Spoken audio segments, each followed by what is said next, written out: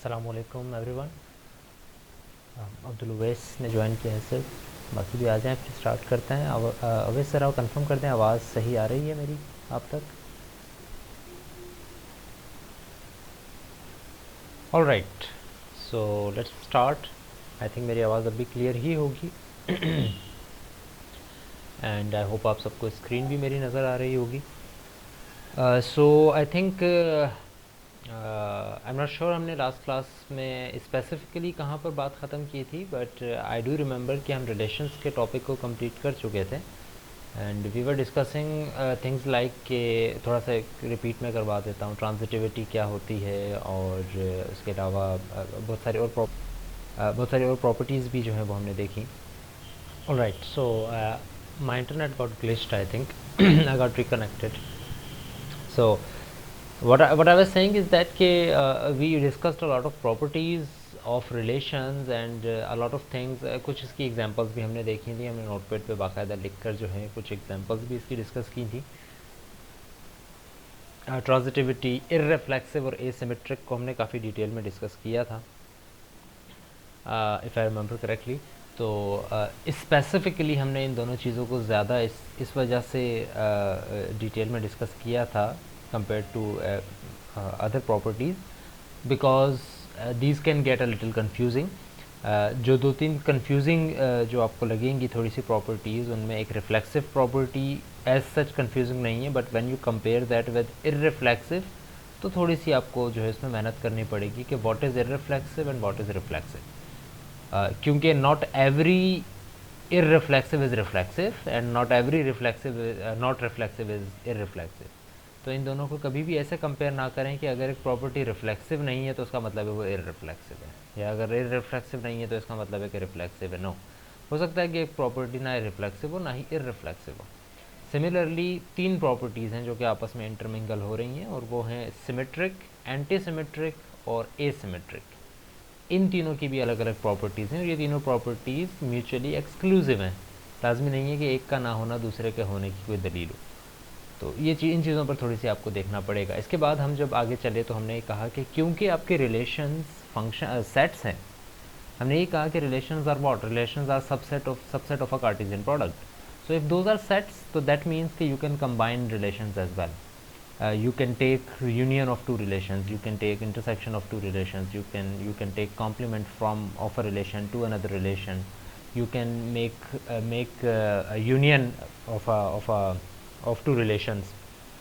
So in all of these scenarios, all of the theories applied in sets can also apply on relations as well. ठीक है, because these are the same thing, sets are relations. So in that scenario we can say कि maybe a relation A is not reflexive, ठीक है, and a relation B is not reflexive as well, but maybe कि अगर मैं A और B का union लूँ तो जो यूनियन आए वो रिफ्लेक्सिव हो। ठीक है, आर यू फॉलोइंग कि properties are not exclusive to any other relation, कि भाई अगर एक रिलेशन रिफ्लेक्सिव है तो उसका अगर आप यूनियन लेंगे तो वो भी रिफ्लेक्सिव ही रहेगा। नो, हो सकता है कि दूसरे की प्रॉपर्टीज़ और पहले की प्रॉपर्टीज़ कंबाइन होकर कोई एक नई प्रॉपर्टी बना दें। हो सकता है एक रिफ्लेक्सिव हो दूसरा इररिफ्लेक्सिव हो, लेकिन जब वो कंबाइन हो तो सिमेट्रिक बन जाए। राइट, सो आप सेट की सारी प्रॉपर्टीज़ इसमें अप्लाई कर सकते हैं और उसी तरह उसकी जो प्रॉपर्टीज़ हैं वो भी आप इसमें अप्लाई कर सकते हैं। तो यहाँ तक हमने रिलेशंस की बात ख़त्म कर दी है। आज हम आगे स्टार्ट करेंगे एक नया topic and that is known as combinatorics. नाम थोड़ा सा ऐसा है जो कि आप यूजुअली नहीं सुनते हैं, लेकिन इसके अंदर जो सब टॉपिक्स हैं वो ऐसे ही हैं जो कि आपने ऑलरेडी कहीं ना कहीं पे पढ़े हुए हैं। हम सिर्फ उनको रिफ़्रेश करेंगे। कॉम्बिनेट्रिक्स और कुछ थ्योरम्स उनके हम जो है वो अलग से देख रहे होंगे। सो लाइक आई सेड, कॉम्बिनेटोरिक्स या कॉम्बिनेट्रिक्स। कॉम्बिनेट्रिक्स इज़ अ टॉपिक जिसके अंदर हम स्पेसिफिकली डील करते हैं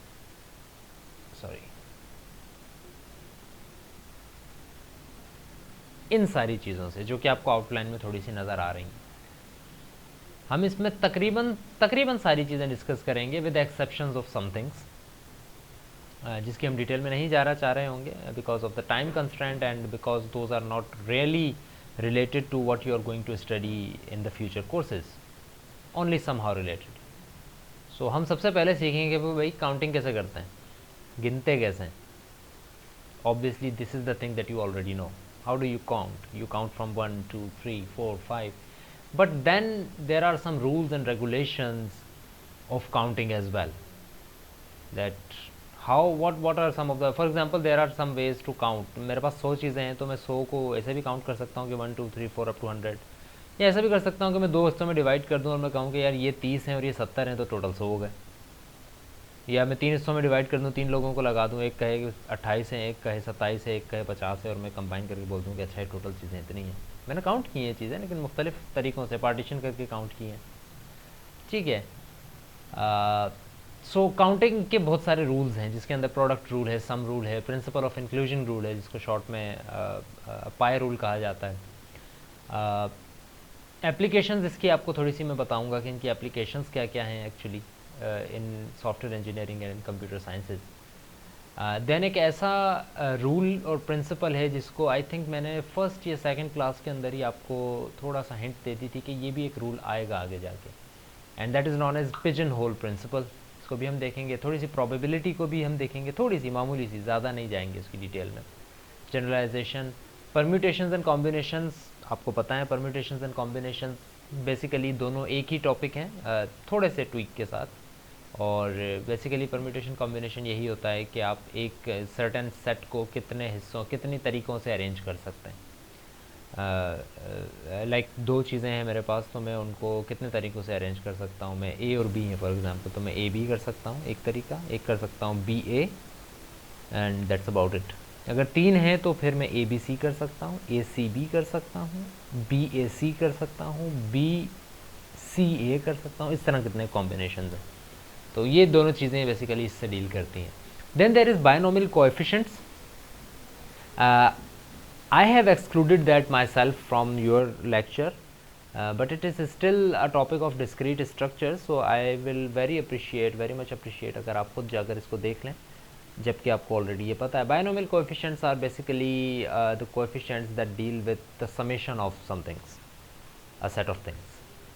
then there are generalizations, repetitions क्या होती हैं, परम्यूटेशन और उसमें कॉम्बिनेशंस के अंदर फ़र्क क्या है उसको देखेंगे. एल्गोरिदम्स के टॉपिक को मैं छुड़वा रहा हूँ, एल्गोरिदम्स के टॉपिक को हम यहाँ पर डिस्कस नहीं करेंगे. थोड़ा सा मैं आपको बता दूंगा कि क्यों हम डिस्कस नहीं कर रहे हैं और क्यों क्या चीज़ें इसके अंदर इंक्लूडेड हैं थोड़ी बहुत, बट उस डिटेल में मैं इसको डिस्कस नहीं करूँगा जिस डिटेल में हम बाकी सारे टॉपिक्स को डिस्कस कर रहे होंगे.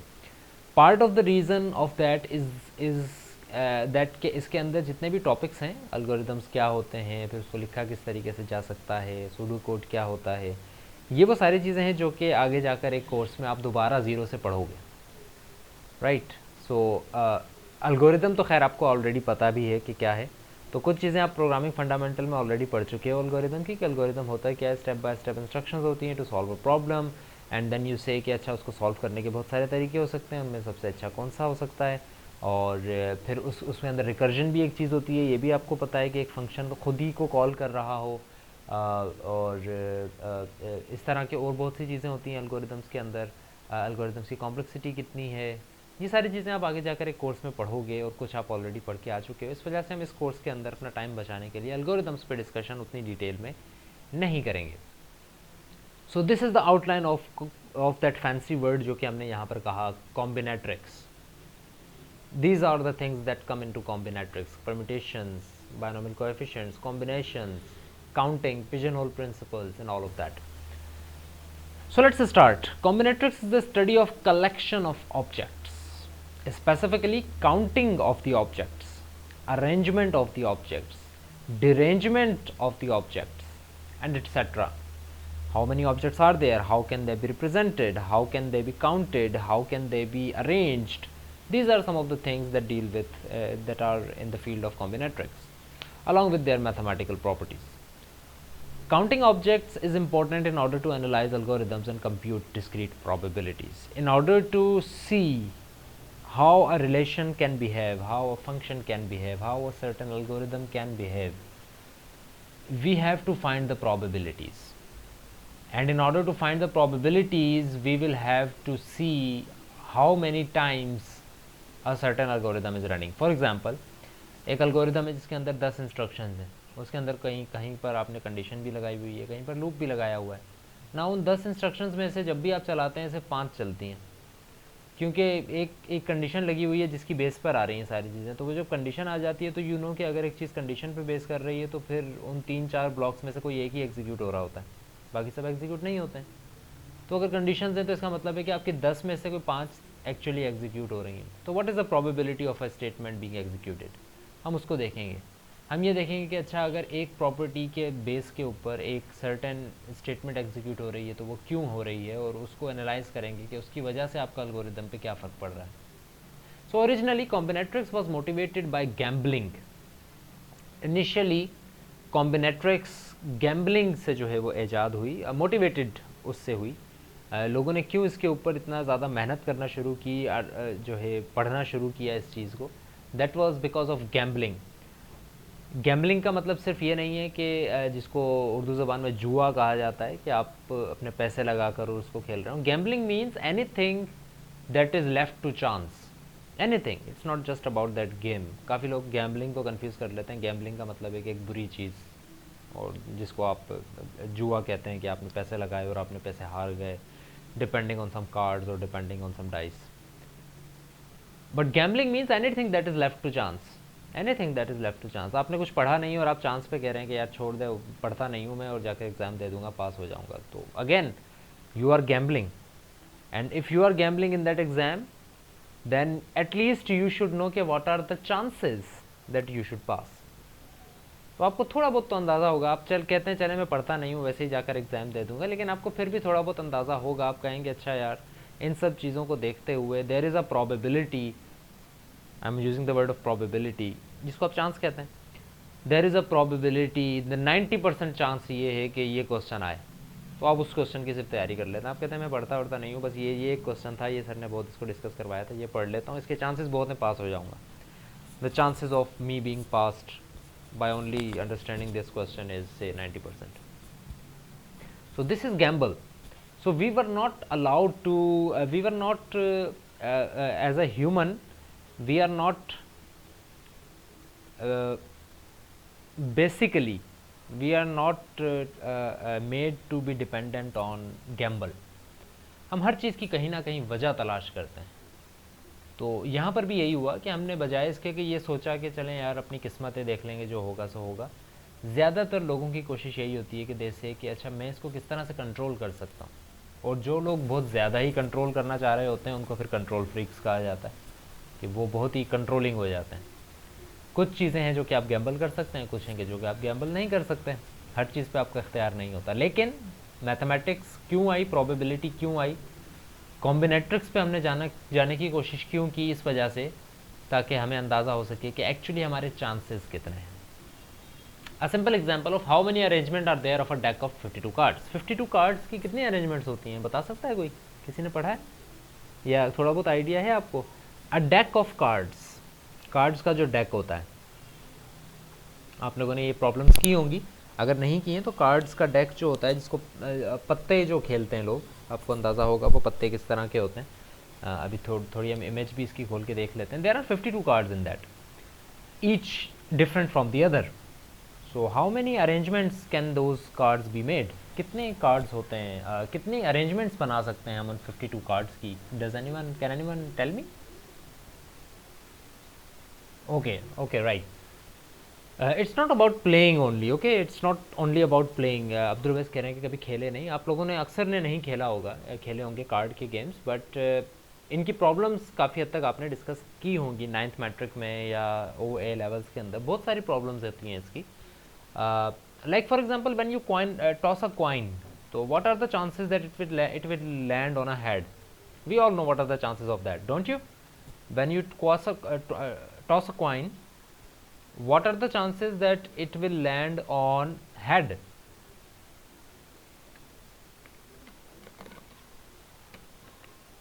Right, exactly 50%, 1 out of 2. There are two chances, and one is head, the second is tail, and there is 50-50 chance, जिसको हम शॉर्ट प्रोबेबिलिटी की ज़बान में कहते हैं 1 out of 2 चांसेस, या 1 out of 2 को हम डेसिमल में कह सकते हैं 0.5 is the probability। Probability is always less than 1. Probability is never greater than 1. It can be 1, but then that is not a probability. When the probability is 1, then it is a fact. It's not 1. It's not a probability. अगर आप कहते हैं कि I am 100% sure कि ये होना है, तो दैट इज़ अ फैक्ट कि वो होना है. सही. आप फिर ये नहीं कह रहे हैं कि you are 100% sure, you are saying that it will happen. So ठीक है, उसकी बात करेंगे हम फिर बाद में. सो देयर आर 52 कार्ड्स, और फिर जो है उसकी अरेंजमेंट कितनी हो सकती हैं, that is a very very big number, very very big number. Arrangement में वही बात कह रहा हूँ दोबारा कि अगर आप तीन चीज़ें हैं ए बी सी, उनको कितनी तरह से अरेंज कर सकते हैं. आप कह सकते हैं ए बी सी, आप कह सकते हैं ए सी बी, आप कह सकते हैं बी ए सी, आप कह सकते हैं सी बी ए, आप कह सकते हैं सी ए बी. कितने इसके अरेंजमेंट्स हैं. सो इसी तरह 52 अगर आपके पास आ जाएं, यही a B C D E f 52 आ जाएं, which is 52 cards, so how many ways are there to arrange that thing. That is one of the problems of combinatorics. So in addition, combinatorics can be used as a proof technique, भी हम इसको use कर सकते हैं उसी तरह से जिस तरह से हमने proofs को डिस्कस किया था ना. You remember in our topic of proofs, right around 4th-5th week में हमने वो टॉपिक स्टार्ट किया था, and that was a very big topic. हमने कहा कि proofs can be done by multiple ways. सिलोजिज्म्स को हमने उसमें डिस्कस किया था, हमने उसमें प्रूफ बाय कॉन्ट्रडिक्शन को डिस्कस किया था, प्रूफ बाय डायरेक्ट प्रूफ को डिस्कस किया था. बहुत सारे तरीके थे, उनमें नहीं था ये, but it is also a proof method. Combinatorics को हम एक प्रूफ मेथड के तौर पे भी यूज़ कर सकते हैं. अ कॉम्बिनेट्रियल प्रूफ, जिस तरह डायरेक्ट प्रूफ होता है, इसी तरह एक कॉम्बिनेट्रियल प्रूफ भी होता है. What is that kind of proof? It is a proof that uses counting arguments to prove a statement. Argument को count करके आप बता सकते हैं कि यहाँ पर देखें कि ये इस वजह से जो है ये चीज़ proved है, whatever. तो combinatoric proof भी exist करते हैं. Moving on, excuse me a minute. All right. So I hope आवाज़ आ रही होगी आप तक. I just got it connected again. So it is also a combinatorial. Confirm करते हैं ज़रा अगर आवाज़ क्लियर आ रही है सब तक. तो combinatorial proof भी एक तरीक़ेकार होता है किसी चीज़ को प्रूफ करने का. So let's start of all of these things. So counting पे आते हैं. अच्छा, बहुत सी चीज़ें आपको इसमें इस तरह की लगेंगी जो कि बहुत सी ट्रिवियल चीज़ें हैं जो कि आपको ऑलरेडी पता हैं, बट यू नो कि हमने जब से डिस्क्रीट स्ट्रक्चर्स का कोर्स स्टार्ट किया है 80% ऑफ द चीज़ें हमने वही डिस्कस की हैं जो कि हमें पता थी, बस उसको हमने डॉक्यूमेंट किया है एक तरीके से कि अच्छा अगर ऐसा है तो फिर ऐसा भी हो सकता है, जो कि हमें ऑलरेडी पता होता था इंट्यूटिवली, बट हमने फिर भी उसको लिखा कि एक्चुअली इसको लॉजिकली हम कैसे लिख सकते हैं. तो first of all let's start with product rule. If you see that rule, it is stating that if two events are not mutually exclusive, if two events are not mutually exclusive. mutually exclusive का मतलब क्या है, not mutually exclusive का मतलब क्या है, आगे bracket में आपको नजर आ रहा है. that is we do them separately. हम दोनों को अलग अलग करते हैं. कि ऐसा नहीं है कि आप एक इवेंट अकर होता है तो उसकी बेस पे आप दूसरा इवेंट करें. नहीं, एक इवेंट हो रहा है उसके साथ साथ दूसरा इवेंट भी हो सकता है. म्यूचुअली एक्सक्लूसिव नहीं है वो. ऐसा नहीं कि कोई एक ही होगा, ऐसा नहीं है कि एक से ज़्यादा दफ़ा नहीं हो सकता. सो अगर दो इवेंट्स का मतलब ये है कि कोई भी दो काम, मैं दो इवेंट आपके सामने रखता हूँ. एक इवेंट ये है कि मैंने पेन उठाना है और एक इवेंट ये है कि मैंने लिखना है. अब आप ये देखें, ये दोनों म्यूचुअली एक्सक्लूसिव हैं, म्यूचुअली इंक्लूसिव हैं कि मैं पेन उठाऊंगा तभी लिखूंगा. ठीक है, इस एग्जांपल को छोड़ के मैं एक अलग एग्जांपल उठाता हूँ, बिल्कुल ही एक्सक्लूसिव इवेंट उठाता हूँ. Let's suppose there is a event कि मैं एक पेन उठाता हूँ, ये एक इवेंट है, और मैं एक मोबाइल फ़ोन उठाता हूँ, ये एक दूसरा इवेंट है. ठीक है, but if we are talking about two events that are not mutually exclusive, What does it mean? It means that we do them separately. हम इन दोनों को अलग अलग करते हैं. अलग अलग का मतलब है कि ऐसा नहीं है कि आप एक उठाएंगे तो उसके बाद ही दूसरा काम हो सकता है, नो, आप दोनों काम अलग अलग कर रहे हैं। अगर ये चीज़ होती है, इस तरह की कोई सिचुएशन है, then we apply the product rule. And what does the product rule of theorem, the theorem of product rule says, it says suppose a procedure can be accomplished with two disjoint subtasks. Suppose that a procedure can be accomplished, यानी कि एक पूरा काम, जिस तरह मैंने कहा ना, मैंने पेन उठाया और कुछ लिखा, ये पूरा काम हुआ, पेन भी उठ गया, लिख भी दिया मैंने, इसके अलावा भी हो सकता है बहुत सारे काम हो रहे हैं उसमें। So suppose a work can be accomplished with two disjoint सब टास्क। डिसजॉइंट सब टास्क का मतलब क्या है कि पहली बात तो ये है कि काम जो आप पूरा कर रहे हो उसके दो सब टास्क हो गए, दो से ज़्यादा भी हो सकते हैं लेकिन दो की बात कर रहे हैं हम, दो सब टास्क हो गए। एंड वी आर सेइंग कि ऑल ऑफ बोथ ऑफ दो सब टास्क आर डिसजॉइंट। डिसजॉइंट का मतलब ये है कि कोई भी चीज़ ऐसी नहीं है जो कि ए में हो और बी में भी हो, और बी में हो और ए में भी हो, दोनों बिल्कुल अलहदा काम है, कोई भी काम उन दोनों में सेम नहीं है। तो a procedure can be accomplished with two disjoint सब टास्क इफ देयर आर, क्या चीज़ें होनी चाहिए, अगर उसमें n1 वेज हैं फर्स्ट टास्क को करने के, फर्स्ट इवेंट को करने के कितने वेज हैं, n1, और दूसरे काम को करने के n2 वेज हैं। फर्स्ट के कितने वेज हैं, n1, और सेकंड के कितने वेज हैं, n2।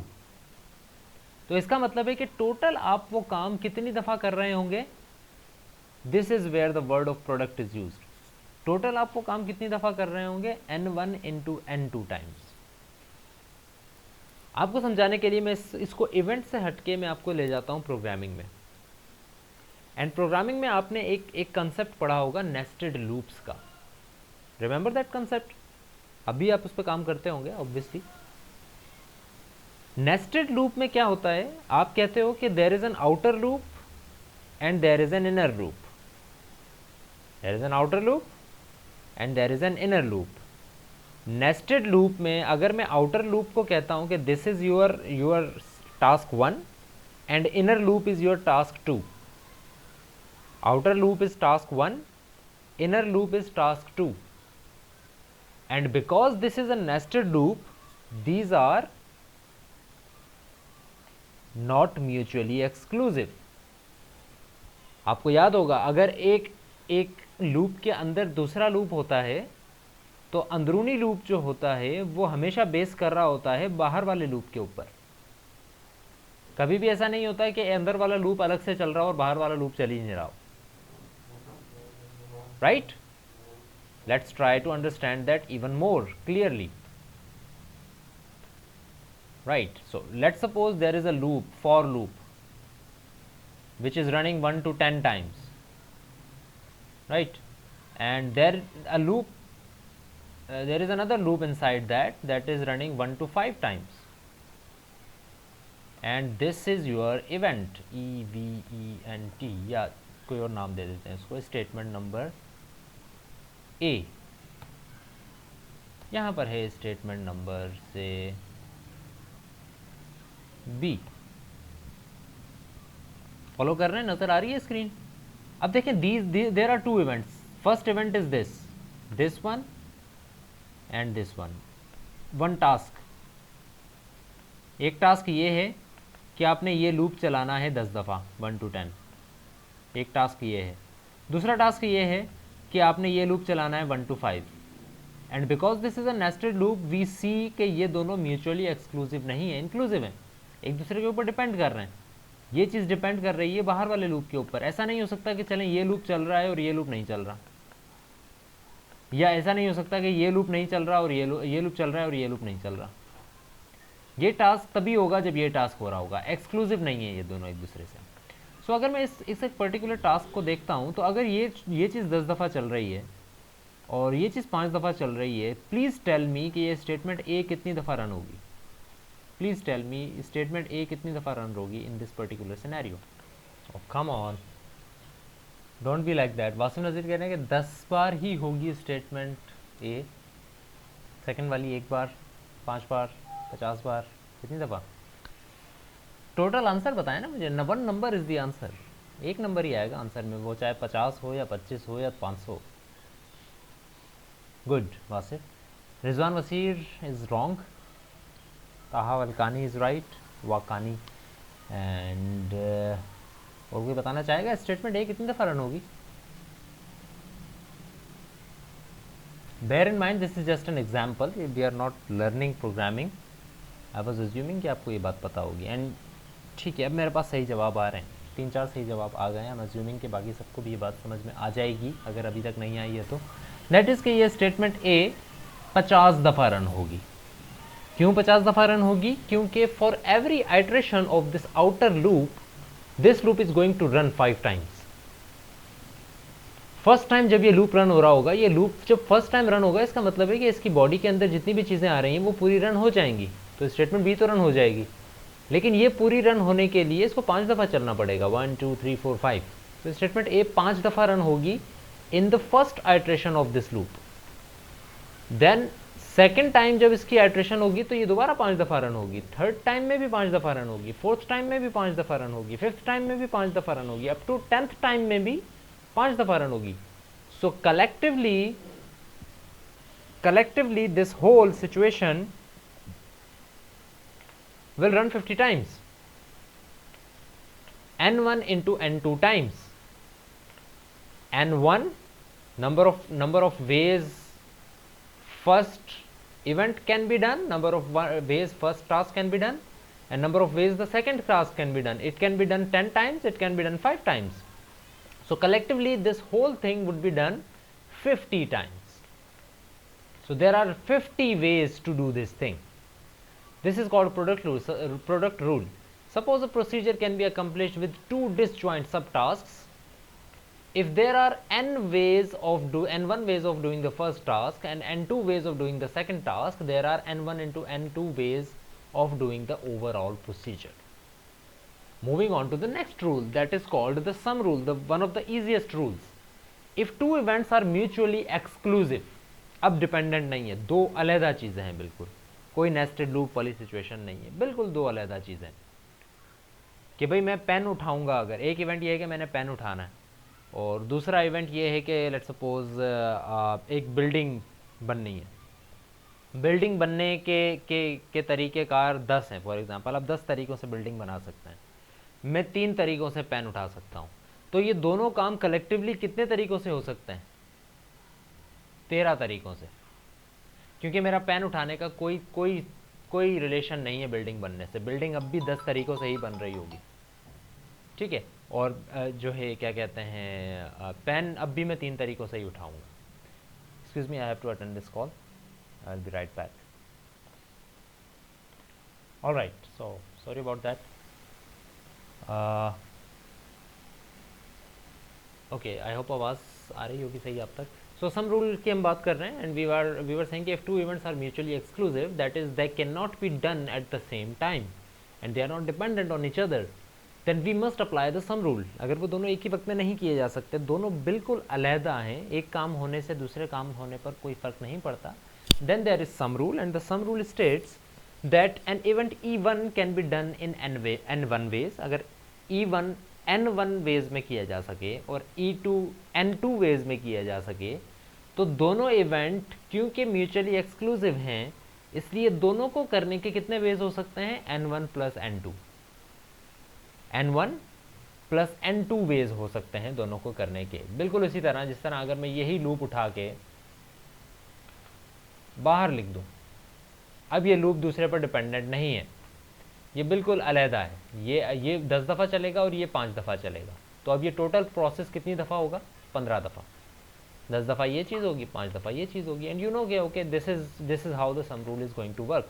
n1 प्लस n2, जितनी दफ़ा आपका n1 हो रहा होगा उतनी दफ़ा ही आपका n2 भी जो है वो n2 जितनी दफ़ा होगा उतनी दफ़ा कलेक्टिवली जो है ये आपका सिस्टम चल रहा होगा, n1 plus n2 times.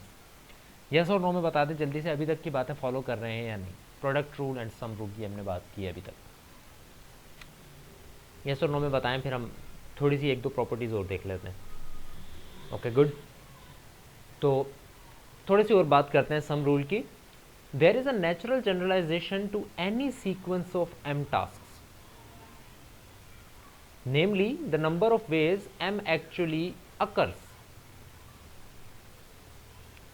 What this statement is saying is that कि अगर आपके पास n1 वेज हैं कोई काम करने के,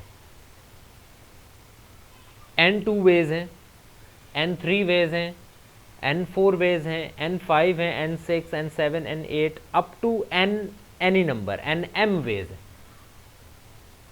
तो अगर मैं जनरलाइजेशन की तरफ जाऊं, मैं ये ना कहूं कि n1 वेज हैं या n2 वेज हैं या n3 वेज हैं, मैं अगर ये कहता हूं कि nm वेज हैं कोई काम करने के, तो इसका मतलब है मैं जनरलाइजेशन की तरफ जा रहा हूं.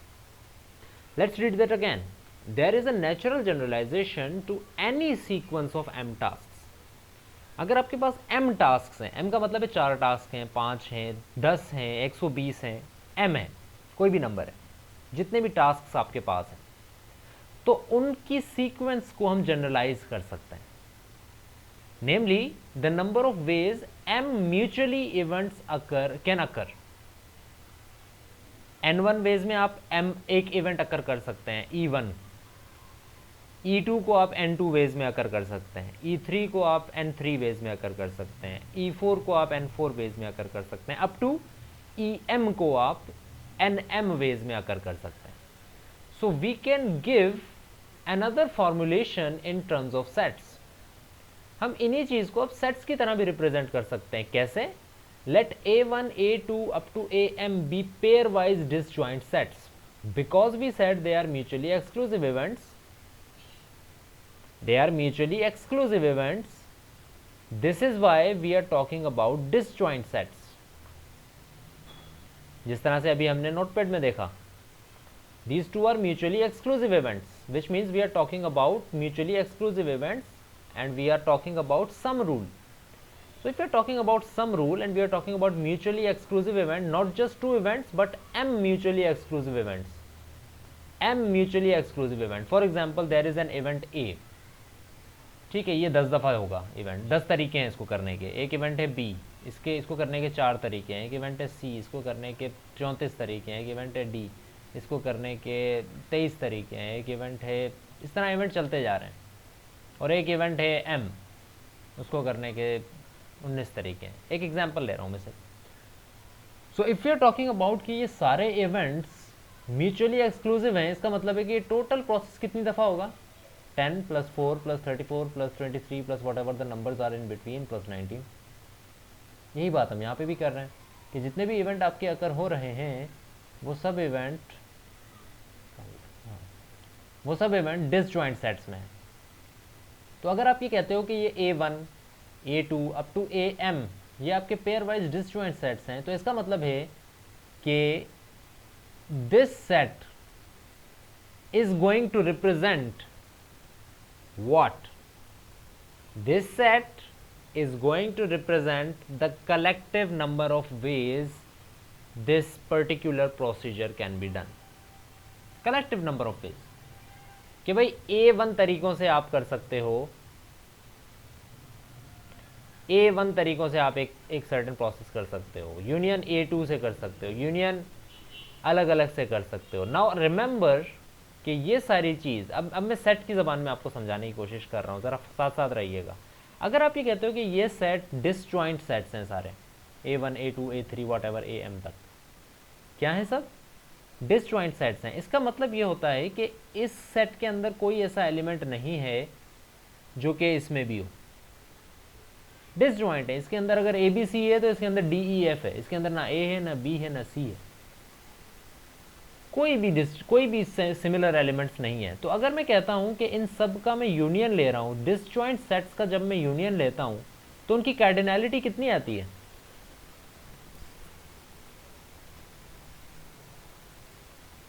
आपसे सवाल है मेरा. मैं आपको एग्जांपल देकर नहीं समझा रहा हूं, अभी सिर्फ सेट्स की ज़बान में समझा रहा हूं एंड आई होप कि आप लोग इसको पिक करें. अगर डिसजॉइंट सेट्स हैं, उनका मैं यूनियन ले रहा हूं, तो उस यूनियन का जो सेट आएगा, जो रिजल्टेंट आएगा, उसकी कार्डिनैलिटी क्या होगी?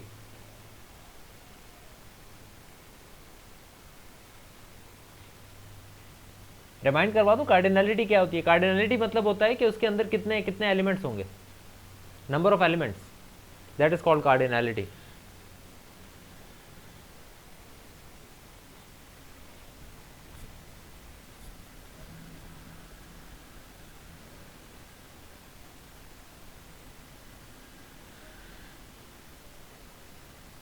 समझ नहीं आया?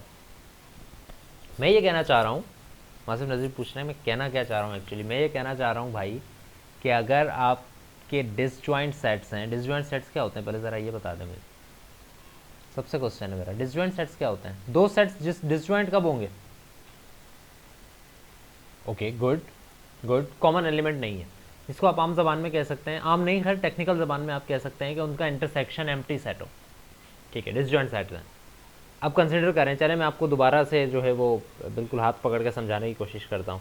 दो सेट्स हैं, डिसजॉइंट हैं, ठीक है, एक सेट के अंदर 3 एलिमेंट्स हैं, एक सेट के अंदर 4 एलिमेंट्स हैं, डिसजॉइंट सेट्स हैं दोनों, एक के अंदर 3 है, एक के अंदर 4 हैं। जब मैं इनका यूनियन लूँगा, यूनियन में कितने एलिमेंट्स होंगे? राइट, गुड, कितने एलिमेंट्स होंगे यूनियन में? 7, good. Why? What did you do? You applied the sum rule. And मैंने कहा डिसजॉइंट सेट्स, समझ में आ गई बात? यही काम मैं आपको बता रहा हूँ म्यूचुअली एक्सक्लूसिव इवेंट्स के लिए। म्यूचुअली एक्सक्लूसिव इवेंट का मतलब भी यही है कि एक का काम दूसरे के अंदर नहीं है, दूसरे का काम दूसरे पर डिपेंडेंट नहीं है। तो अगर वो दोनों अलग अलग हो रहे हैं तो फिर उनको करने के, अगर एक के अंदर 3 मेंबर्स हैं, यानी एक काम को करने के 3 तरीके हैं, और दूसरे सेट के अंदर चार मेंबर्स हैं, विच मीन्स दूसरे काम को करने के 4 तरीके हैं, तो अगर मैं उन दोनों कामों को कंबाइन कर दूंगा तो उनकी कार्डिनलिटी क्या होगी? 2 और 4 की 6, 7 और 8 की 15। रिमेंबर? अब इसको आपको मैं समझाने के लिए मैं एक चीज़ ज़रा से सिंप्लीफाई कर देता हूँ। It's not actually A typo but it can be understood in that way. अगर ये सारे सेट म्यूचुअली एक्सक्लूसिव हैं, विच मीन्स डिसजॉइंट है, इसका कोई एलिमेंट इसमें नहीं है, 2 का कोई एलिमेंट m में नहीं है, m का कोई एलिमेंट इससे पिछले वाले में नहीं है, उससे पिछले वाले का कोई एलिमेंट a1 में नहीं है, कोई भी एलिमेंट किसी का सेम नहीं है, सब डिसजॉइंट्स हैं, तो जब मैं इसका यूनियन लूँगा, यानी पूरा सेट ये यूनियन है, इस पूरे सेट की कार्डिनैलिटी कितनी होगी? Equals to what? Cardinality of a1। आप इसकी कार्डिनैलिटी बताएं कितनी है, प्लस इसकी कार्डिनैलिटी बताएं कितनी है, प्लस जितने भी चल रहे हैं सबको प्लस करते जाएं और प्लस बता दें इसकी कार्डिनैलिटी कितनी है। वही बात कि जो कि अभी मैंने आपको यहाँ समझाने की कोशिश की। अगर आपके सेट ए को करने के 10 तरीके हैं, यानी कि सेट ए के अंदर 10 एलिमेंट्स हैं, सेट सी को करने के, इवेंट सी को करने के 34 तरीके हैं, टास्क डी को करने के 23 तरीके हैं, विच मीन्स टास्क डी के अंदर, सेट डी के अंदर 23 एलिमेंट्स हैं, तो अगर मैं इन सबका यूनियन लेता हूं तो उसकी कार्डिनैलिटी क्या होगी? 10 + 4 + 34 + 23 + whatever is in between + 19। I hope अब थोड़ा सा क्लियर हो गया होगा आपको क्यों हम सेट की ज़बान में समझना चाह रहे हैं। So let's ignore this fact that this is also a PIE principle, but let's move on.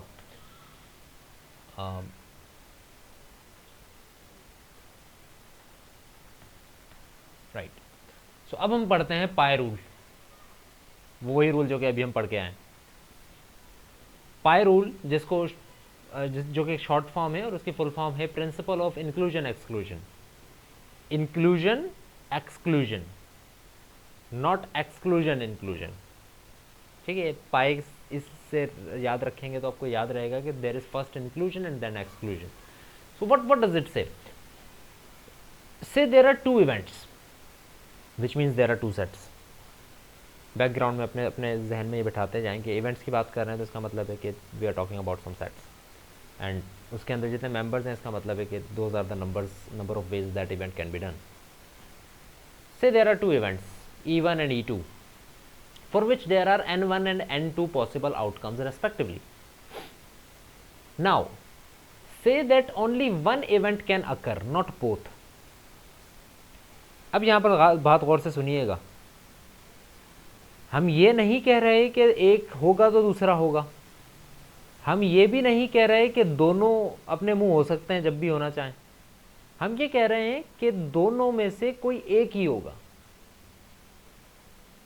ये नहीं है कि मैं पेन भी उठा सकता हूँ और वहां पे बिल्डिंग भी बन जाएगी, तो 2 इवेंट अकर हो जाएंगे एक साथ। एक्सक्लूसिव थे लेकिन फिर भी दोनों साथ हो गए। ना ही मैं ये कह रहा हूं कि मैं पेन उठाऊंगा तभी बिल्डिंग बनेगी, मैं ये नहीं कह रहा हूं कि ये म्यूचुअली इंक्लूसिव है, बल्कि मैं ये कह रहा हूं कि दोनों में से कोई एक ही हो सकता है। यानी कि मैं ये कह रहा हूं अगर मैं पेन उठाऊंगा तो बिल्डिंग नहीं बनेगी, और अगर बिल्डिंग बन रही है तो फिर मैं पेन नहीं उठा रहा। So if we say that only one event can occur, not both. Background में मैं सिर्फ बैकग्राउंड में अब आपको बता रहा हूं कि क्या हो रहा है। ये चीज़ इस टॉपिक को समझने के लिए इतनी ज़्यादा इंपॉर्टेंट नहीं है, लेकिन मैं थोड़ा सा रिमाइंड करवा रहा हूँ आपको कि हम एक्चुअली किस चीज़ की बात कर रहे हैं। हम एक्चुअली बात कर रहे हैं एक्सक्लूसिव और की। रिमेंबर दैट टेबल, क्या कहते हैं उसको, ट्रूथ टेबल। एक्सक्लूसिव और, यू कैन इधर हैव केक और आइसक्रीम, नॉट बोथ। और के केस में आप दोनों ले सकते हैं, एक्सक्लूसिव और के केस में दोनों में से कोई एक चीज ले सकते हैं। So that was a background. Anyways, in this particular situation we can not apply the sum rule. अब हम यहां पर सम रूल अप्लाई नहीं कर सकते। क्यों नहीं अप्लाई कर सकते हम यहां सम रूल?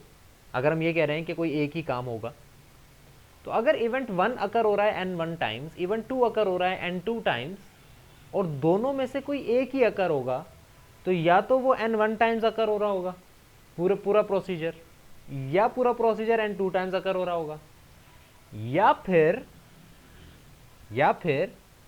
ये भी हो सकता है। इसमें देखें ज़रा, एक काम है, मैं कहता हूं एक काम है ए, उसको करने के 4 तरीके हैं। ये तरीके लिख रहा हूं मैं, ए बी सी डी।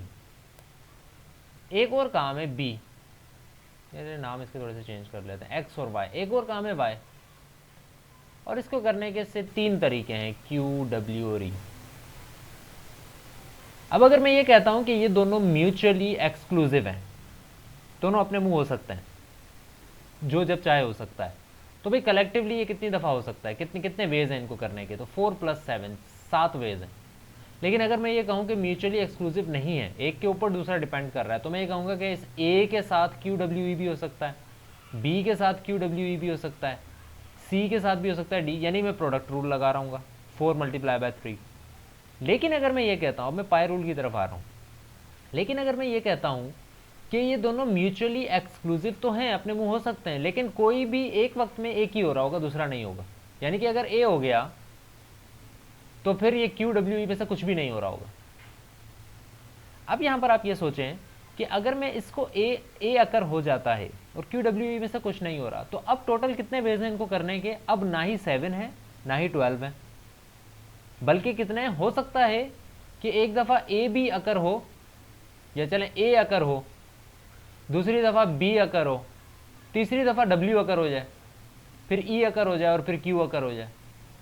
ये पांच अकर हो गए एक वक्त में, ना ही 12 हुए ना ही 6 हुए। अब जरा इस y को पढ़ें और अंडरस्टैंड करने की कोशिश करें। दोबारा से एक रिपीट करवा देता हूं मैं। Say there are 2 events E1 and E2 for which there are N1 and N2 possible outcomes respectively. Now say that only one event can occur, not both. In this situation, we cannot apply the sum rule. Why? Because we would be overcounting the number of possible outcomes. First of all, क्यों हम over count कर रहे होंगे? क्यों over count कर रहे होंगे? अगर मैं सम रूल को अप्लाई करता हूं ना इसके अंदर, तो जवाब क्या आएगा भाई? 7 जवाब आ रहा होगा सम रूल के मुताबिक, जबकि ये गलत है। ओवर काउंट कर रहा हूं। क्यों ओवर काउंट कर रहा हूं? क्यों? क्योंकि अगर आप ये कह रहे हो कि एक वक्त में कोई एक ही चीज हो सकती है, तो फिर अगर मैं कहता हूँ एक्स हो रहा है तो ए बी सी डी 4 दफ़ा ही हो सकता है। अगर आप कह रहे हो वाई हो रहा है तो 3 दफ़ा हो सकता है। अगर आप कह रहे हो एक दफ़ा ए ये होता है, ए हो जाता है, तो फिर ना ही क्यू होगा, ना ही डब्ल्यू होगा, ना ही ई होगा, ऑब्वियसली, क्योंकि एक वक्त में एक हो रहा है। अगर आप कहते हो क्यू हो रहा है तो फिर ए बी सी डी में से कुछ नहीं होगा। तो या तो 3 दफ़ा होगा या 4 दफ़ा होगा, या इन बिटवीन कुछ हो सकता है। 7 टाइम्स तो नहीं हो सकता कभी भी। कभी भी ऐसा नहीं हो सकता कि आप ये भी हो जाए और ये भी हो जाए, क्योंकि ये म्यूचुअली एक्सक्लूसिव हैं, लेकिन जोर के सिचुएशन पे, एक्सक्लूसिव और के सिचुएशन पे। इंस्टेड, अब समझें इस बात को, instead we have to count the number of possible outcomes of first event E1 and E2 minus the number of possible outcomes common in both, जो कि दोनों में कॉमन है हम उनको निकालेंगे। The number of ways to do both task, number of ways to do both task, दोनों task करने के अगर एक ही तरीके हैं तो हम उनको एक्सक्लूड कर देंगे। अगर आप ये कहते हैं कि ये एक पर्टिकुलर ऐसा वे है, कोई भी एक वे हो सकता है, ये एक पर्टिकुलर ऐसा वे है जिससे आप पेन भी उठा लेंगे और बिल्डिंग भी बन जाएगी, तो मैं इसको एक्सक्लूड कर दूंगा कि भाई ये वे मेरे काम का नहीं है इसमें, क्योंकि मैं से वो वेज लाना चाह रहा हूं जो वेज एक्सक्लूसिव हो, एक काम करें दूसरा नहीं। आप कहते हैं कि यार आप ये अगर ये एक वे अपनाएंगे तो सिर्फ पेन उठेगा, ओके गुड। आप ये एक वे अपनाएंगे तो सिर्फ बिल्डिंग बनेगी, ओके गुड। आप ये एक वे अपनाएंगे तो सिर्फ बिल्डिंग बनेगी, ओके। अगर आप ये एक वे अपनाएंगे तो पेन भी उठ जाएगा, बिल्डिंग भी उठ जाएगी। नो, ये मेरे काम का नहीं है, ये मेरे काम का नहीं है। So in again we think of them as sets, और सेट्स के लिए मैं ये कहता हूं कि भाई what would be the cardinality of that, the cardinality would be A1 union A2, task 1 task union task 2, जितने भी वेज हैं उनकी कार्डिनैलिटी। अगर आप टास्क 1 7 टाइम कर सकते हैं, या हम अपनी एग्जांपल ही ले लेते हैं, ये चार तरीकों से कर सकते हैं और ये 3 तरीकों से कर सकते हैं, तो मुझे बताएं कि इस सेट को अगर मैं देखूं तो इनकी यूनियन का क्या जवाब होगा। ये आपसे मेरा सवाल है, जल्दी से मुझे जवाब दे दें। A1 करने के 4 तरीके हैं, A2 करने के 3 तरीके हैं, तो इनकी यूनियन की कार्डिनैलिटी कितनी होगी भाई? अच्छा, मैंने सिर्फ इसका पूछा है आपसे। अगर लेट सपोज, चले मैं चेंज करता हूँ, सवाल थोड़ा सा चेंज कर लेता हूँ। एक्स को करने के कितने वेज हैं? 1 2 3 4 5 6 वेज हैं। वाई को करने के 3 वेज हैं। अब मैं इन दोनों को देख रहा हूँ, 6 वेज को करने के, 3 वेज को करने के। अगर मैं इन दोनों को यूनियन करता हूँ, एक्स यूनियन वाई, तो इस यूनियन वाले सेट की कार्डिनैलिटी कितनी होगी, यानी कितने नंबर ऑफ एलिमेंट्स होंगे उसमें? वाई में 3 है, एक्स में 6 हैं। एक्स यूनियन वाई में कितने एलिमेंट्स होंगे?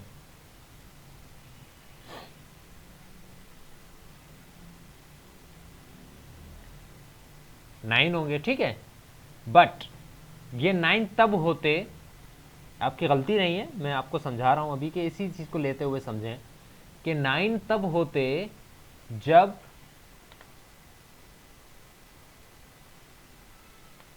डिसजॉइंट सेट्स होते। बट अगर मैं ये कह रहा हूं कि these are not disjoint sets, which means कि there is a probability, possibility कि यहां पर E हो और यहां पर W हो, लेट्स सपोज। अब बताएं इसकी कार्डिनैलिटी कितनी होगी एक्स यूनियन वाई की। अब पर्टिकुलर सिचुएशन यही वाली रखें।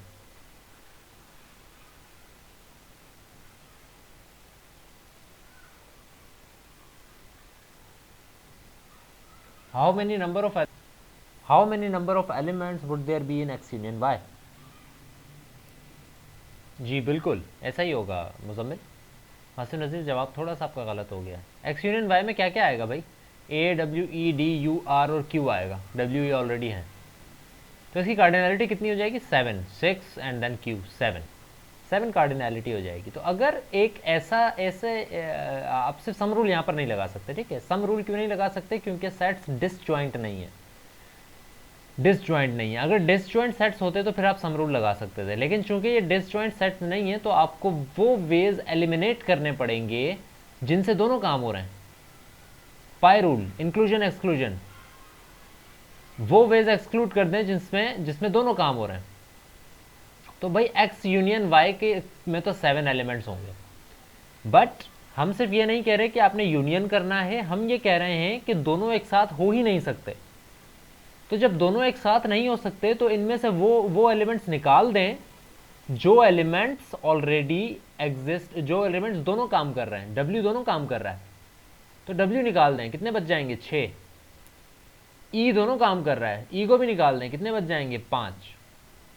सो in this particular scenario we are doing X union Y, like Muzammil said, X union Y की cardinality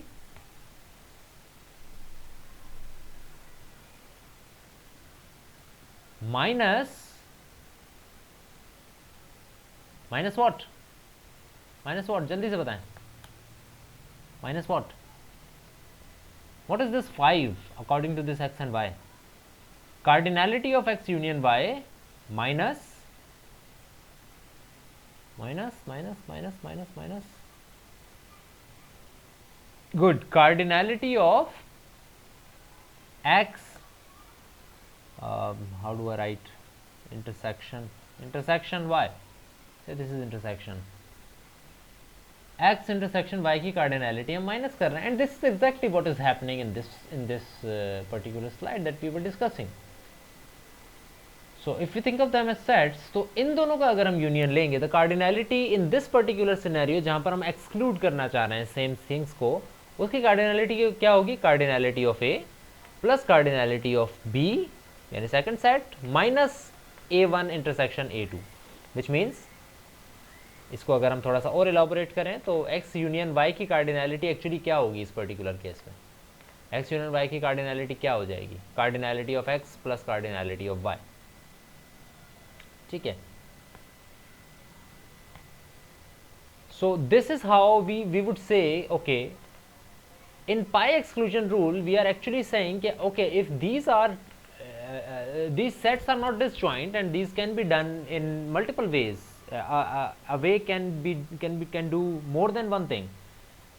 So in this particular rule, a1 union a2 will be always equal to the cardinality of a1 plus cardinality of a2 minus cardinality of a1 intersection a2. Okay, moving on, lemma देखते हैं इसका. More generally we have the following lemmas. What are the lemmas? These 6 lemmas are can be interpreted by that pi rule. ये pi rule के lemmas हैं. Let A be subsets of a finite set U. Let's suppose there is a finite set U और A और B उसके subsets हैं. Remember that Venn diagram जिसके अंदर U एक block था और उसके अंदर A और B sets बने हुए थे. A और B disjoint भी हो सकते हैं और same भी हो सकते हैं. Then A यूनियन B का जो A यूनियन B के कितने एलिमेंट्स होंगे भाई, A के एलिमेंट्स प्लस B के elements minus A intersection B के element. This is your common A union B. Then अगर आप कहते हैं कि A इंटरसेक्शन B के कितने एलिमेंट्स होंगे, तो A इंटरसेक्शन B के एलिमेंट्स या तो कम होंगे या फिर बराबर होंगे A और B की कार्डिनैलिटी में से जो मिनिमम है उसमें से. अगर A के 5 हैं और B के 6 हैं तो आपके एलिमेंट्स A इंटरसेक्शन B में या तो 5 होंगे या उससे कम होंगे. A माइनस B के एलिमेंट्स कितने होंगे, हमेशा कार्डिनैलिटी को डिस्कस किया जा रहा है, काउंटिंग कर रहे हैं ना हम. A माइनस बी के कितने एलिमेंट्स होंगे, A माइनस बी के एलिमेंट्स होंगे कि आप A के जितने भी एलिमेंट्स हैं उनमें से A इंटरसेक्शन B के जितने भी एलिमेंट्स हैं वो निकाल दें.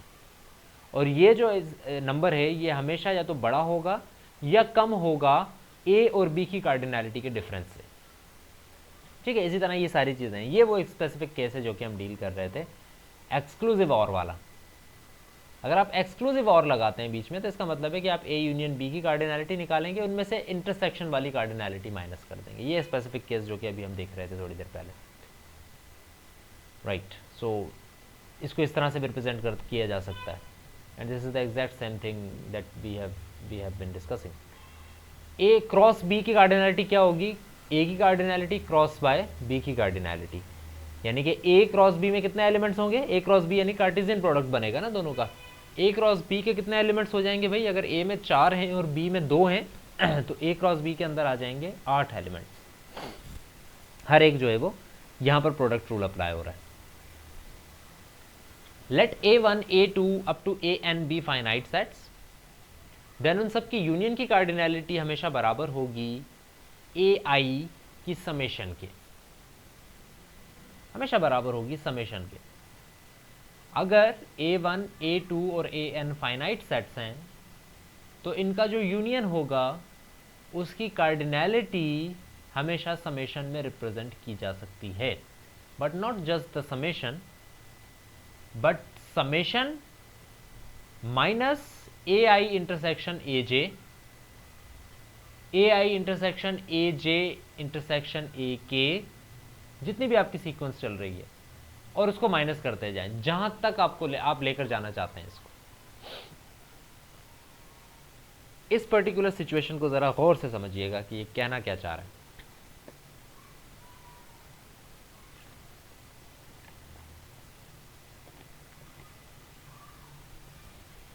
A1 is a set, A2 is another set, A3 is another set, A4 is another set, another set, and another set, and another set.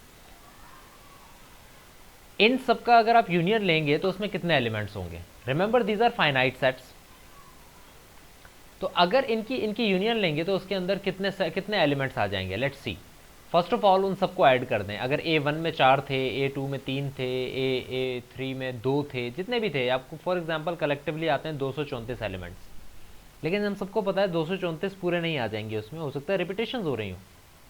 A1 और A2 के अंदर कुछ कॉमन हो, A2 और A3 के अंदर कुछ कॉमन हो सकता है A1 और A3 के अंदर कुछ कॉमन हो, तो उनको हम एक्सक्लूड करेंगे ना. हम ऐसा तो नहीं है कि सबको एक साथ लिख देंगे. जैसे कि लेट सपोज आपको मैं एक ओवरव्यू दिखा देता हूँ, फिर आपको बताता हूँ कि एक्चुअली ये किस तरह से इसको जो है वो रिप्रेजेंट किया जा सकता है. फॉर एग्जांपल एक ए है, नाम नहीं देता मैं सिर्फ इसको नंबर लिखता जाता हूँ. इसमें ये एलिमेंट्स हैं. अगले में जो है वो ये एलिमेंट्स हैं, उससे अगले में ये एलिमेंट्स हैं, और उससे अगले में से ये एलिमेंट्स हैं. इसके यूनियन में कौन कौन से एलिमेंट्स आएंगे? फर्स्ट ऑफ ऑल पहले क्या कर रहा है ये? पहले यहाँ ये वाली चीज़ समेशन कर दें सबकी. समेशन मतलब है सबको लिख दें. तो भाई मैं सबको लिख देता हूँ.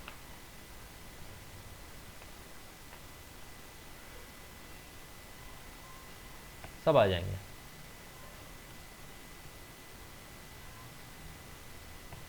ठीक है जी, ये सब आ गए, यानी समेशन हो गई. इसमें 3 3 3 3 थे ना, ये चलें इसमें 4 कर देते हैं.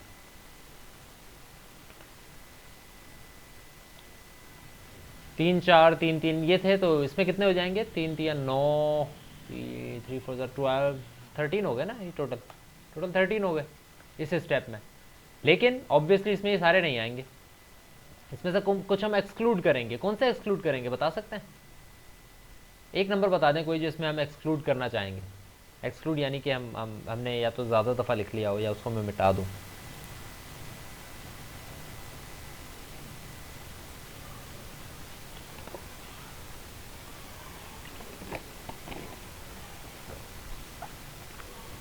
नाइन्टी को मिटा दूँ. क्यों मिटा दूँ? 66 को भी मिटा दूँ, 65 को भी मिटा दूँ. क्यों मिटा दूँ? वजह भी बता दें ज़रा साथ साथ. क्या ये यूनियन सही है? यूनियन कर रहा हूँ मैं बेसिकली. है this is union. Above sets का यूनियन है ये सारा. यही चीज़ हम पढ़ना चाह रहे हैं. हम ये चीज़ पढ़ना चाह रहे हैं कि हम इन सब का अगर यूनियन लेते हैं तो उसमें कितने एलिमेंट्स होंगे. ये कार्डिनैलिटी हम शो कर रहे हैं. इन सब सेट्स की यूनियन की कार्डिनैलिटी कितनी होगी? ये होगी कार्डिनैलिटी. पूरी एक्सप्रेशन है ये. लेकिन लेट्स सी आप क्या बताते हैं. यूनियन ले रहा हूँ तो ये सारे एलिमेंट्स आएंगे इसमें, या कुछ गलत है? क्या मैं ये कह सकता हूँ कि इसमें 3 है, इसमें 4 है, इसमें 3 है, इसमें 4 हैं, तो इसकी यूनियन में 13 होंगे? नो, 13 नहीं होंगे इसकी यूनियन में. डिफरेंट नंबर होगा. वो डिफरेंट नंबर क्या होगा ये आप बताएंगे. लेकिन फिलहाल इस स्टेप पे मुझे ये बताएं कि इसमें क्या क्या चीज़ गलत है. यूनियन ऑफ अबव सेट्स, इसमें क्या चीज़ गलत है भाई? इसमें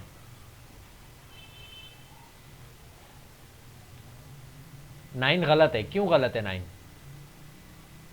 वजह भी बताते जाएं ज़रा साथ साथ. राइट, मैं इसी पॉइंट पे आ रहा हूँ वासिफ कि एक एलिमेंट एक ही दफ़ा आएगा ना यूनियन में. 2 दफ़ा थोड़ी ना आएगा, या 3 दफ़ा थोड़ी ना आएगा. 4 को देखें 3 दफ़ा आया हुआ है. 6 को देखें तो वो भी मेरे ख्याल से 3 दफ़ा या 2 दफ़ा आया हुआ है. तो ऐसा तो नहीं हो सकता. तो अब हमें खुद ही लग रहा है यहाँ पर मुश्किल लग रहा है कि एक्चुअली कैसे होगा ये काम. कैसे हम एक एक करके जो है वो सबको एलिमिनेट करेंगे. तो लेट्स सी क्या कहता है फार्मूला. ये लेमा क्या कह रहा है? लेमा ये कह रहा है कि कार्डिनैलिटी समेशन करें सबकी पहले तो. अच्छा, ये साइन समेशन की होती है अगर आपको ऑलरेडी नहीं पता है. समेशन ऑफ आई ए आई, यानी कि जितने भी आपके पास सेट है ना, समेशन ऑफ आई ए आई का मतलब ये है कि for every i cardinality of A i लें और उसको सम करें. तो भाई फॉर 1, पहले 1 के लिए लेता हूँ. 1 की कार्डिनैलिटी यानी कि A1 की कार्डिनैलिटी कितनी है हमारे पास? 3. तो मैं लिखूंगा 3 कार्डिनैलिटी ऑफ A1. तो भाई कार्डिनैलिटी ऑफ A1 है 3. क्योंकि समेशन की साइन है तो मैं सम करता जाऊंगा. फिर अगली दफ़ा 2 कर दूं इसको. 2 summation of cardinality of A2 कितनी है 4, फिर सम करूँ, फिर 3 कर दूँ इस AI को, 3 हो गया तो A3 की कार्डिनैलिटी कितनी है मेरे पास 4, 3 है दोबारा। ठीक है, इसी तरह मैं प्लस करता जाऊंगा, तो जो जवाब आएगा which is written here is 13, ये 13 लिखा हुआ है यहाँ पे ऑलरेडी। समेशन तो कर लिए, लेकिन आगे वो ये कह रहा है कि ये भी करें जब जब i लेस देन j है। i लेस देन j का मतलब यहाँ पर ये है कि A1 और A2 इन दोनों को कंपेयर करें पहले, i less than j, AI intersection AJ को माइनस कर दें। यानी सबसे पहले क्या करें, आप समेशन करें इस पूरी चीज़ की।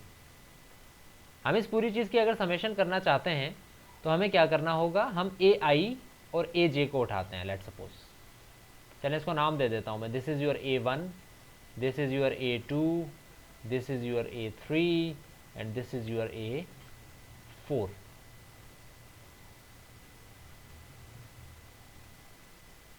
तो भाई हमने अभी फ़िलहाल ये काम तो कर लिया है कि cardinality of A1 plus cardinality of A2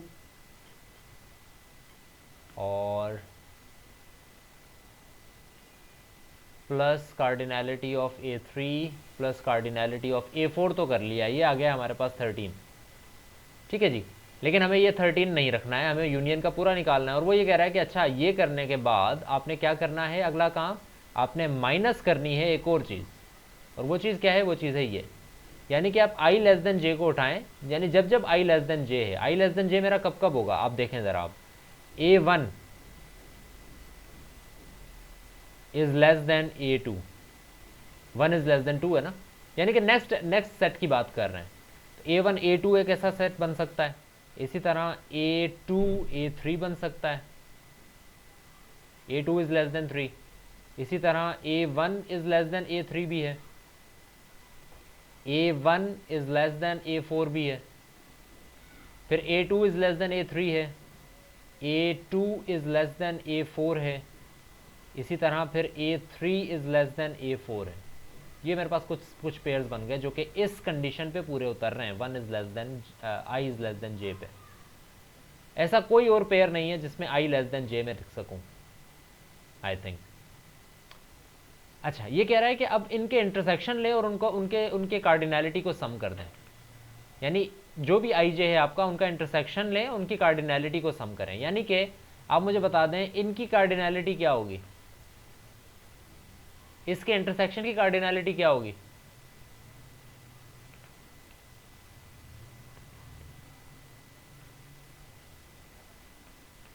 ये सेकंड एलिमेंट मैंने लिखा, इनके एलिमेंट्स की कार्डिनैलिटी क्या होगी, इंटरसेक्शन की, A1 इंटरसेक्शन A2 की कार्डिनैलिटी क्या होगी। 4 5 6 3 4 आ रहा है सिर्फ कॉमन, यानी कि 1 होगी। तो मैं लिख देता हूँ 1, बिकॉज दिस इज समेशन, तो मैं सम करूंगा। अगला पेयर क्या है, उसकी कार्डिनैलिटी निकालें, A1 A3, इसकी कार्डिनैलिटी बताएं कितनी होगी इंटरसेक्शन पे, A1 और A3 की, इसकी भी 1 ही होगी। गुड। A1 A4 की क्या होगी 1, if I am not wrong.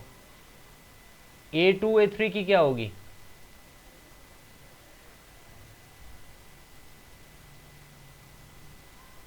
भी 1 ही, आई थिंक, राइट।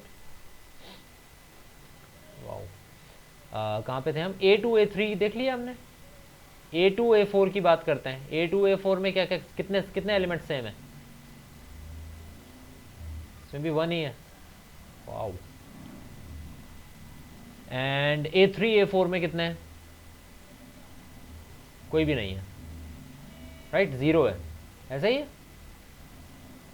ठीक है जी, तो हमने ये काम भी कर लिया, यानी कि हमने ये भी निकाल लिया, इन सबका सम कर लिया और इसको माइनस करके भी सम कर लिया।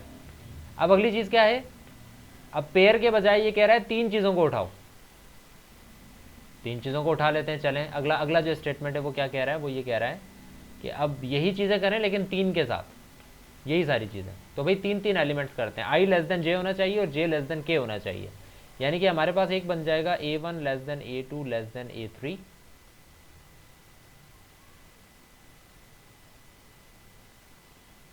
ठीक है। अब टुपल बना रहा हूँ मैं, 3 टुपल बन रही है, फिर बन जाएगा A1 less than A2 less then A4, ठीक है, फिर बन जाएगा A1 less then A3 less than A4, और फिर बन जाएगा A2 less then A3 less than A4। इसके अलावा कोई आ रहा है आपके जहन में, बन सकते हैं कुछ?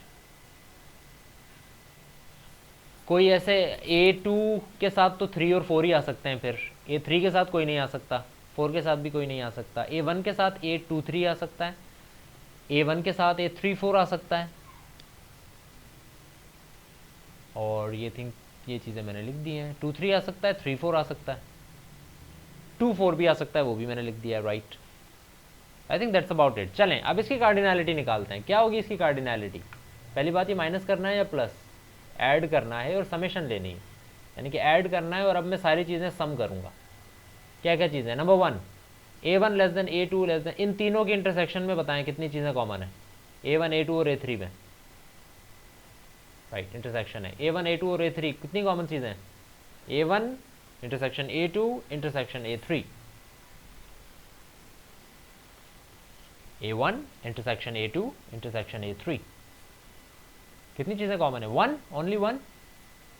4 4 4, यस 4 सब में है आई थिंक, तो 1, ठीक है। अगली चीज़ पे आते हैं, A1 2 और 4, 1 2 और 4 में बताएं।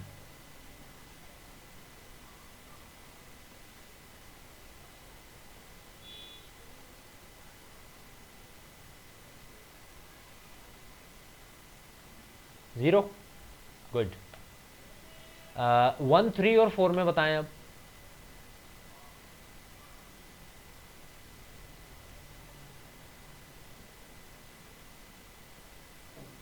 इसमें भी 0। 2 3 और 4 में बताते हैं हम। 2 3 और 4,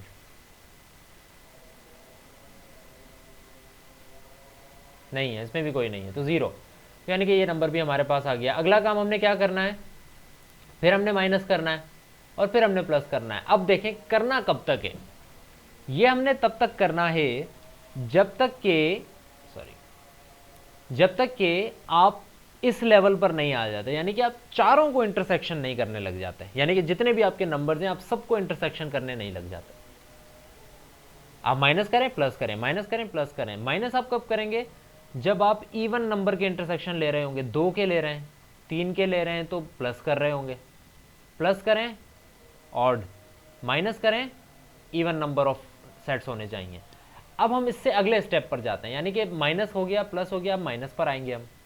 और अब हमने क्या करना है, अब आप ज़रा गौर कीजिएगा।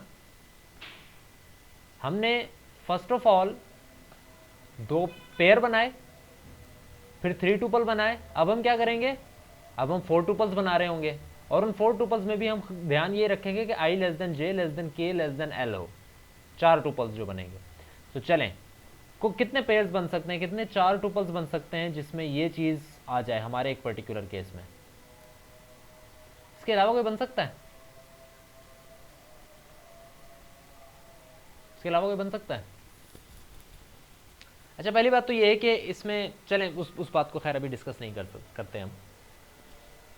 वैसे इसके अलावा और बन सकता है, और वो है A1 is less than A3।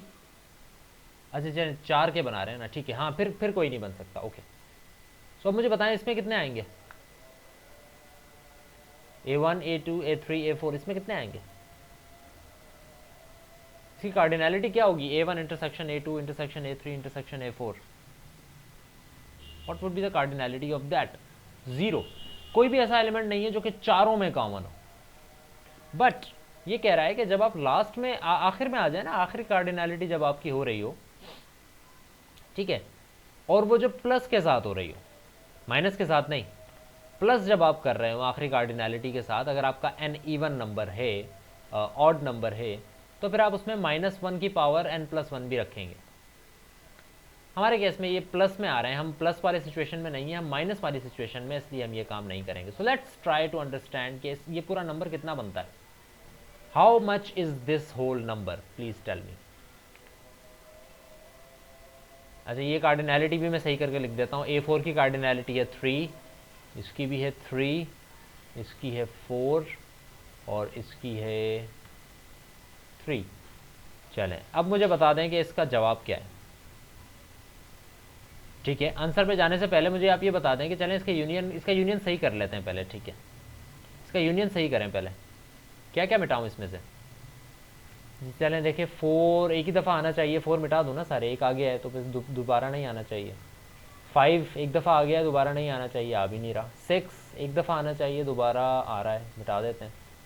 3 एक दफ़ा आ रहा है, दूसरी दफ़ा नहीं आ रहा। 9 एक दफ़ा आ रहा है, दोबारा नहीं आना चाहिए। 65 एक दफ़ा आ रहा है। 90 अब तो सही है ये आप कोई मसला है?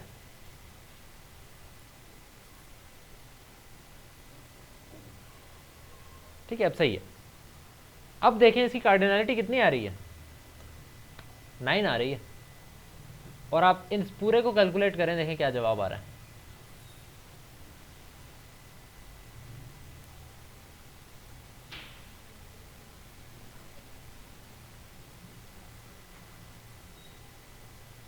सही है जी, आ रहा है सही जवाब, ये मसला है?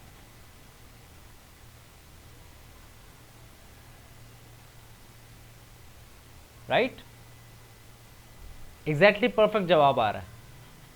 And this is the rule of pi. It is actually telling you that ये तो 4 वाला था, हमने देख देख के कर लिया, बट अगर आपको सिर्फ ये देखना है ना कि भाई कितने कितने एलिमेंट्स आएंगे, एलिमेंट्स पे आपका ध्यान नहीं हो सकता। 100 एलिमेंट्स हो, 200 एलिमेंट्स हो, जितने भी एलिमेंट्स हो, एलिमेंट पे अगर आप ध्यान नहीं रखेंगे तो उसके अलावा भी आप कार्डिनैलिटी कैलकुलेट कर सकते हैं by using this formula, by using this theorem, by using this PIE theorem. ठीक है जी। So okay, so let's move on. To illustrate when n equal to 3 we have this thing. जिस तरह से अभी हमने किया, हमने 4 के केस में किया, तो भाई इसका यूनियन कितना का आएगा? A1 प्लस A2 तीनों की कार्डिनैलिटी माइनस पेयर्स की और प्लस फिर जो है वो लास्ट वाले की। n इक्वल टू 4 के केस में हमने ये किया है अभी पूरा का पूरा। 4 अगर आपके पास सेट्स हैं तो A1 A2 A3 A4 minus करेंगे आप द पेयर्स वाले, प्लस करेंगे 3 टुपल वाले और फिर माइनस करेंगे आप 4 टुपल वाले। ओके, इसकी एग्जांपल्स क्या है, कौन कौन सी प्रॉब्लम्स होती हैं जिसके ऊपर इस पे काम किया जाता है? How many integers are between 1 and 300 inclusive? और इंक्लूसिव का मतलब ये है कि 1 भी इसमें इंक्लूड करें और 300 को भी इंक्लूड करें। कितने इंटीजर्स हैं 1 और 300 के दरमियान जो कि डिविजिबल हो 3, 5 और 7 से, किसी भी एक से, या 3 से हो या 5 से हो या 7 से हो, तीनों से भी हो सकता है। यानी कि ये म्यूचुअली एक्सक्लूसिव है, लेकिन एक्सक्लूसिव और वाली सिचुएशन नहीं है। तो ये इसकी कुछ प्रॉब्लम्स हैं, आप इसको देखेंगे जाके तो आपको होपफुली ये चीज़ समझ में आ जाएगी। कोई चीज़ समझ ना आए तो पूछ लीजिएगा। इसी तरह एक और प्रॉब्लम है, how many integers between 1 and 300 inclusive are divisible by at least one of those. At least one of those अगर हम पूछ रहे हैं तो इसका मतलब है we are talking about unionization of that, A union B union C. Why? everything is available to you in that slide. You can look it up. Another example, how many integers between 1 and 300 inclusive are divisible by 3? Same problem. And this is the third problem. एक चीज अब जरा गौर से सुने और समझें कि ये वही चीज है जो कि हम पहले डिस्कस करते हुए आए हैं फंक्शंस में।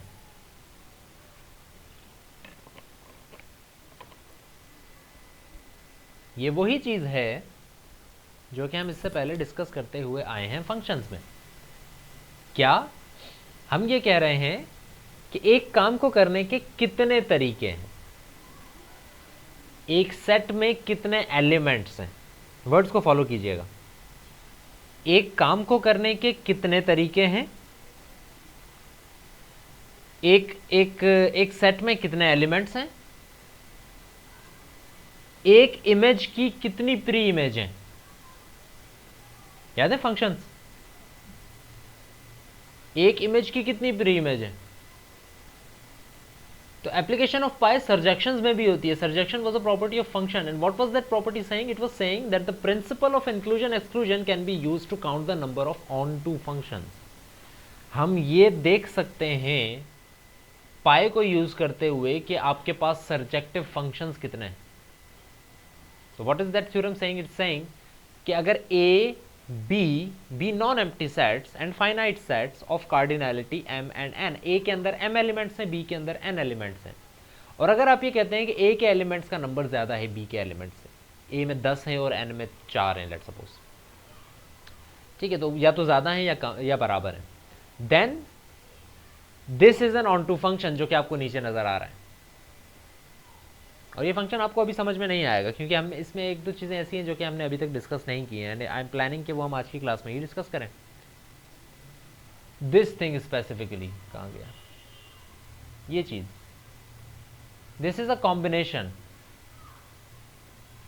combination of n things as one tuple, combination of n things as two tuple, combination of n things as n minus 1 tuples, and they are all multiplied by n minus 1m, n minus 2m, n minus 3m up to 1m, just like how you calculate factorials, ठीक है, just telling you, it's not something that we are going to come back to. So like you say, इसकी examples हैं, बड़ी बड़ी interesting examples हैं इसकी। How many ways of giving out 6 pieces of candy to 3 children if each child must receive at least 1 piece. कितने ways हैं कि मैं 6 पीसेज ऑफ कैंडी 3 बच्चों में तकसीम करूं, प्रोवाइडेड कि हर एक बच्चे के पास एटलीस्ट 1 पीस आए। एक तरीका तो ये है कि मैं हर एक के पास 1 पीस आए, तो मैं ऐसा भी तो कर सकता हूँ एक बच्चे को सिर्फ 1 पीस दूं और बाकी जो 5 हैं उनमें से 2 एक को दे दूं, 3 एक को दे दूं, 6 पूरी हो गई। एक तरीका ये भी है कि मैं दो दूं तीनों को, लेकिन that is not the problem. The problem is that each child should receive at least 1। तो अगर एटलीस्ट 1 है तो मैं एक को 2 दे देता हूँ, एक को 2 दे देता हूँ और एक को और दे देता हूँ, ये भी एक तरीका है। तो कितने तरीके हैं इसके? तो this problem can be modelled as follows, ये इसी तरीके से सॉल्व होगी जिस तरह अभी हमने देखा। Again not going to detail. Pigeon और प्रिंसिपल की बात करते हैं। अब हम जब इतने डिटेल में आ चुके हैं तो पिजन और प्रिंसिपल समझना आई होप कि आप लोगों के लिए कोई मसला नहीं होगा। And what is this theorem saying? It is saying, पहले इसकी बात पढ़ लेते हैं फिर थ्योरम पे आते हैं। If there are more pigeon then there are roots, for at least 1 pigeon hole more than 1 pigeon must be in it. Roots का मतलब ये है कि पिजन होल, एक दरख्त के अंदर एक जो है वो सुराख सा बना हुआ है जिसके अंदर पिजन रहता है, घोंसला टाइप कह लें। तो भाई एक दरख्त के अंदर या एक रूट के अंदर, एक दीवार के अंदर अगर पिजन्स ज़्यादा हैं और रूट्स कम हैं तो इसका मतलब है कि देयर इज़ एटलीस्ट 1 जिसके अंदर एक से ज़्यादा पिजन्स हैं। से आपके पास 4 होल्स हैं, 10 पिजन्स हैं, तो आई कैन गारंटी यू कि कोई एक ऐसा है लाजमी, एटलीस्ट वंस, जिसके अंदर एक से ज़्यादा है। मैं ये नहीं कह रहा हूँ कि सब में 2-2 हैं, मैं ये भी नहीं कह रहा हूँ कि सब में 3-3 है, मैं ये भी नहीं कह रहा हूँ कि कम से कम 2 में 2 से ज़्यादा है, मैं कह रहा हूँ कम से कम एक में एक से ज़्यादा है। हो सकता है कि अगर मैं 10 को 4 पे डिवाइड कर रहा हूँ तो 3 एक में है और बाकी 7 सिर्फ एक में घुसे हुए हैं, ये भी एक प्रोबेबिलिटी है। So the theorem states, and I am going to let you understand what that theorem is saying. Take a minute and understand what this theorem is saying and then I will tell you, right? So if k plus 1, k can be any integer, k plus 1 can be 1 अगर k को आप 0 रखें। so whatever, if k plus 1 or more objects are placed in k boxes, boxes k हैं लेकिन objects k plus 1 है, then there is at least 1 box containing 2 or more objects.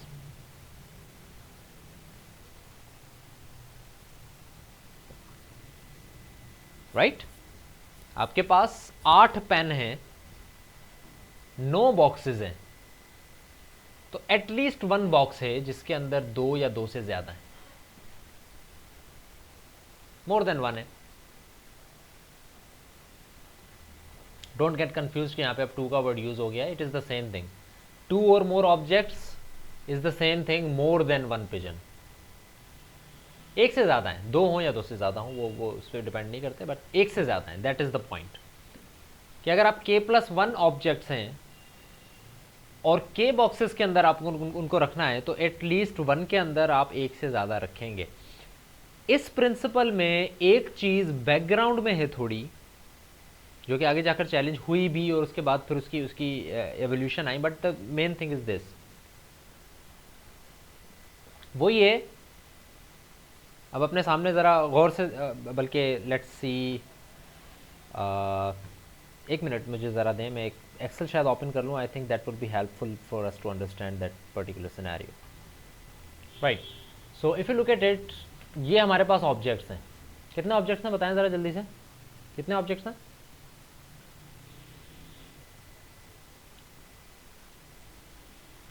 Twelve objects हैं हमारे पास. ऊपर लिख देता हूँ मैं, 12 ऑब्जेक्ट्स. 1 2 3 4 5 6 7 8 9 10 11 12. और ये हमारे पास पिजन होल्स हैं या बॉक्सेस कह लें इनको. कितने बॉक्सेस हैं जी? 3 4 5 6 7 8 बॉक्सेस हैं. ठीक है जी. So there is going to be, अगर मैं इनको इसमें प्लेस करता हूं, there is going to be at least one box जिसके अंदर एक से ज्यादा है. At least one box. So what is that at least one box? For example मैं इनको पुट करता हूं A B C D E F G, और इसके अंदर आई जे के एल चारों आ रहे हैं. So there is at least one box. Remember I said at least one box जिसके अंदर एक से ज्यादा है. एटलीस्ट वन का मतलब ये है कि इट कैन बी लाइक जी आई के यहां पर हो और जे एल यहां पर हो. एच पी रह गया आई थिंक. जे एल और एच यहां पर. तो पहली बात तो ये समझ में आ रही है, there is at least one box जिसमें एक से ज्यादा है. दूसरी बात हमें ये भी समझ आ रही है कि इसने कहीं पर भी ये नहीं कहा कि कोई खाली बॉक्स नहीं हो सकता.